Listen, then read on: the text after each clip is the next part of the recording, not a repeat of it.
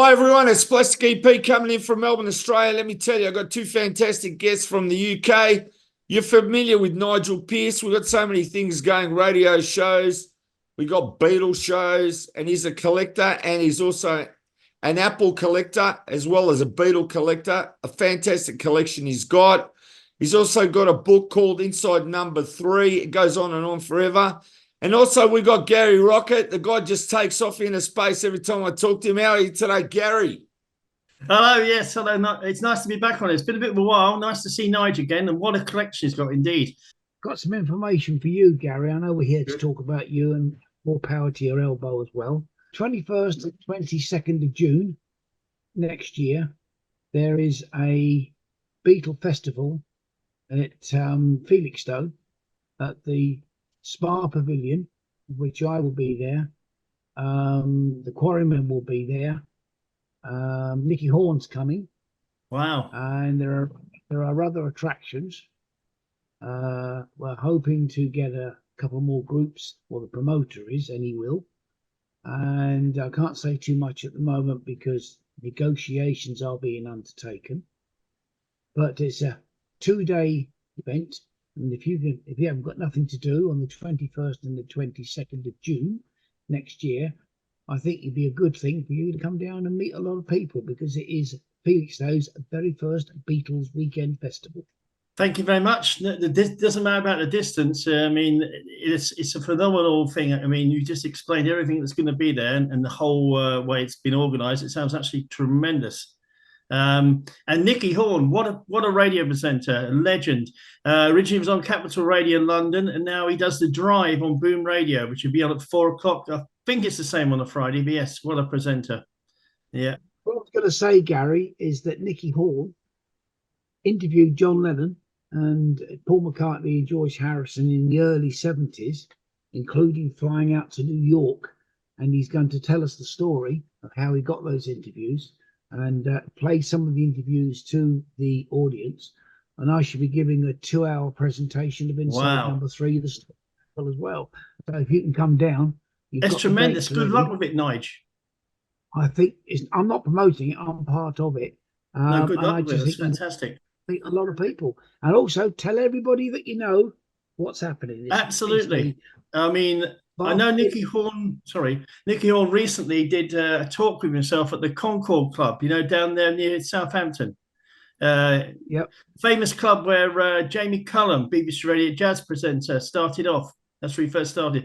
Gary, I want you to tell everyone now about this song that you've written about Bruce Davis. Tell us how that came about, and you've released the single and where they can listen to it or get it. Just tell everyone about your music. Well, basically, good afternoon, or as you'd say in Australia, good day. Bruce Davis asked me to write a song for him, so I put down some lyrics for him. And he gets on the Ian Richards radio show on Apple Radio, and Becky Measures on BBC Radio Sheffield, does top interviews on BBC Radio Sheffield and a mystery voice competition. He asked me to write a song for him, so I did. It's Bruce Davis, Around Town, Gary and the Love Rockets. By the way, that's the disguise. That's the name I go under. Do you like that, Nigel? Gary and the Love Rockets. Yeah, I wanted a sort of rock and roll, sort of like modern sort of rock and roll sort of name, like the Jive Aces. Actually, as it happens, it was not from me. It was Ian Richards, radio presenter, who came up with it, and I loved it. That's what I wanted.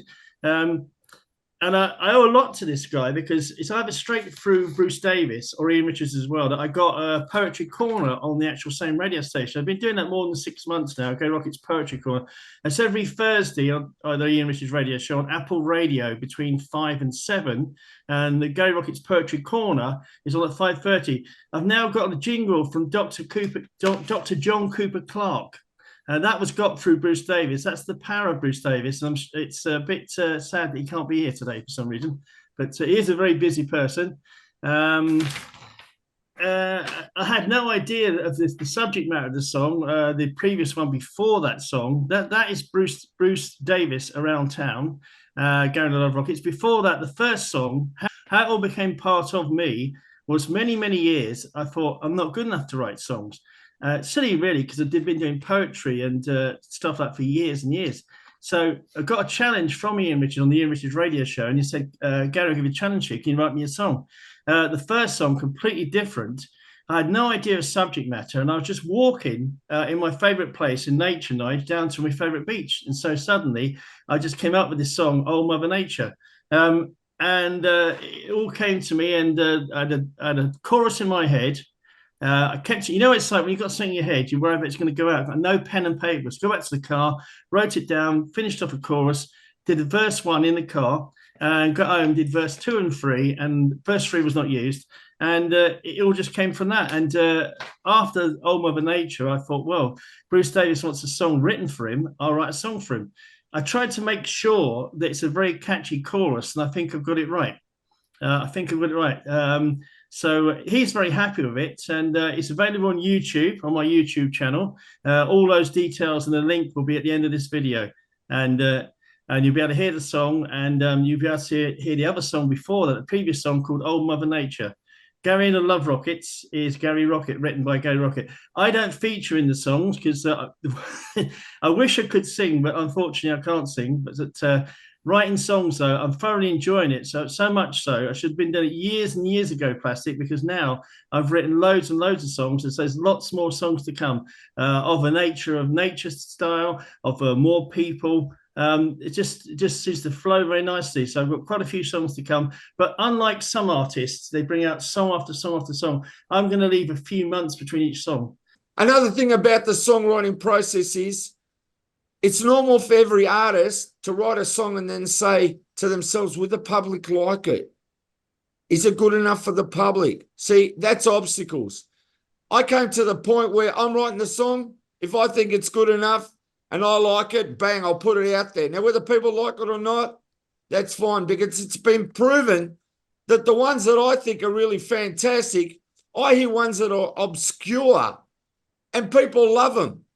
The ones that I thought, oh, they're just obscure, that's just like a throwaway song, they're the ones they love. So really, we can't be a judge of what we actually write. You put out whatever you want to put out there, and hopefully one of them or 5 of them are going to go and they're going to hit, and people are going to remember them all their life. Nigel and I have done so many radio shows, so many video shows, and I'm just saying, working with you, Nigel, is a pleasure. And if you can tell everyone about your book, Inside Number 3, and also what's happening with your Rollermania book, that would be fantastic. Can I just say as well, actually, to be on here with Nigel as well, I feel very blessed as well. His background, everything, like, you know, and inviting me to the thing that's happening next year. Thank you very much. Over to you, Nigel. Well, that's what it's all about. We will have a website up in late September to let people know what is happening, and where they can get tickets and where they can get bits and pieces, etc. So it will all be there by the end of September. And as I say, I will be giving an Inside Number 3 presentation, and there is the DVD presentation now of the book. It's there on DVD. That's the pilot. And it is the 21st and 22nd of June next year at the Spa Pavilion in Felixstowe. That will be, as we've said, Nicky Horn's coming as a guest. We've got the original Quarrymen. I've got myself, and we've got others coming as well. We've got stalls, we've got Beatles memorabilia, 60s memorabilia, the whole kit and caboodle. And there are weekend packages, there are day packages, etc., etc. And that will be there at the end of September. Now, what I can tell you is, yes, Rollermania should hit the stalls and the airwaves for sale just before Christmas. It is a book of the Bay City Rollers, as per Inside Number 3, or the first book, and it's a collection of their albums, their singles, memorabilia, photographs, etc. And although I didn't know my lovely lady then, she was a fan, still is a fan, and she purchased and obtained all these items, and she's kept them all these years.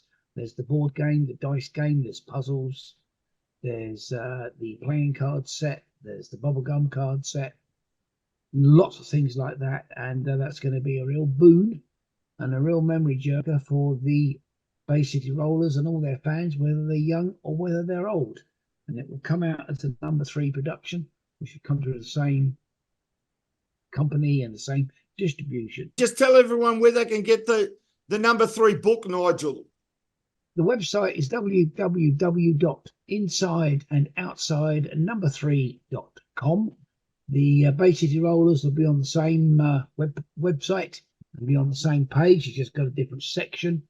And there is another book coming out that we're working on now called Number 3. And it's a little history of the actual building. Not many people know that it was built in Georgian times. It housed at one time the British Admiralty. It's also housed several British Prime Ministers of the past. Also, the orders were given to attack Washington during the American of Independence from that building. It was put up for sale in 1910, and we've got copies to the 56-page booklet that was issued at the time. And also, EMI used it as mobile studios. Brian Epstein bought it for Apple, or started to purchase it with Apple, and was finished off with Neil Aspinall. And we've also got facsimile copies of the Alan Klein affidavit that was read out in the High Court on the Paul McCartney versus the other 3 Beatles court case. So we've got a right plethora of information, and that's coming out as, we think, a 100-page softback book.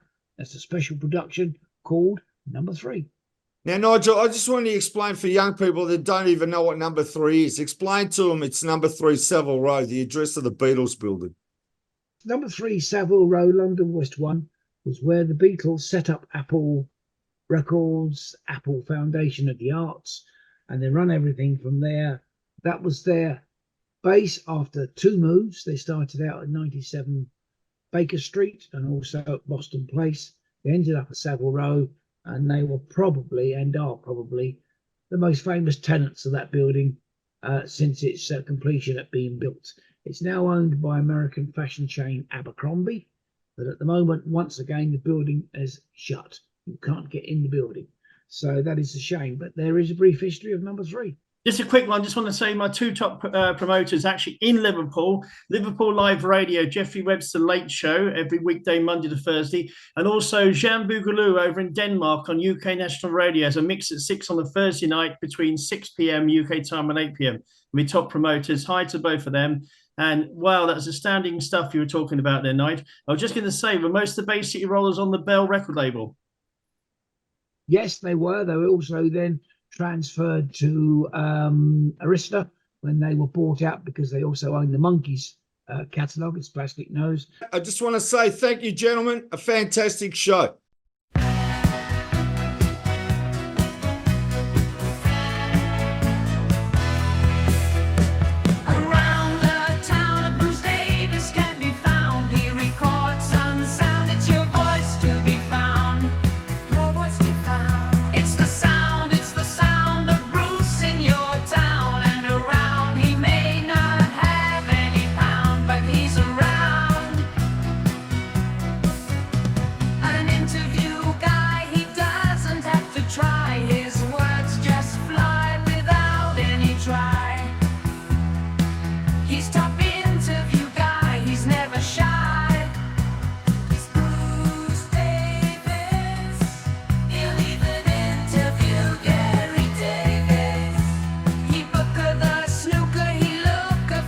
Place to place, Bruce had a